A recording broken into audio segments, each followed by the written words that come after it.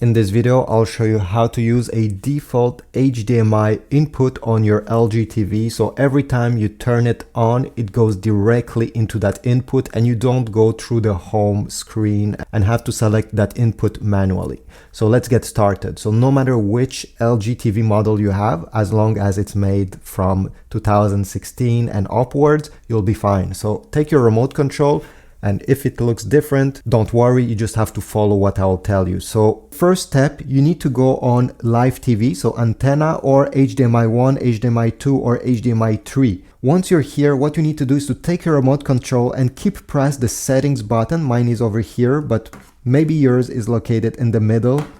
And we need to point the remote to the TV and press this settings button during 10 seconds.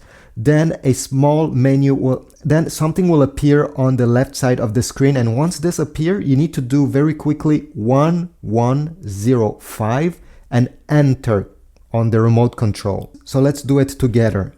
I'm pressing the settings button right now, and I will only release it once I have something appear on the left of the screen. Okay, good. I release it. 1105, enter. If you do not do this quick enough, like I just did, it will not work. Okay, so let me start again. You need to be quick. So pressing the settings button. Okay, something appears. 1105, enter. And now something is loading and the menu, the hotel menu, will load up. Once you're over here, you're going to go into the first setting here. Press enter on the remote control. Turn this on. Go down this list and you have power on default. Press enter. Press over here to turn it on.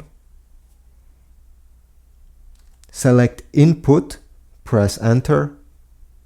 And you're gonna have a choice over here. Maybe if your LG TV has 4 HDMI inputs, you're gonna have them all over here, all 4 of them. In my case, I only have 2, so only 2 are presented. And you'll be able to choose which one of these you want to be open by default. In my case, it's HDMI 1, so I'll select HDMI 1.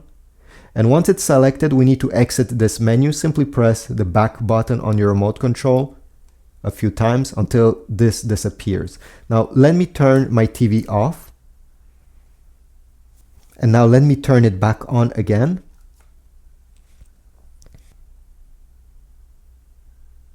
And finally, HDMI 1 will appear and will be the default screen, the default input that I have selected. So I hope this was useful. If so, please leave a like, subscribe, and I'll see you in the next video.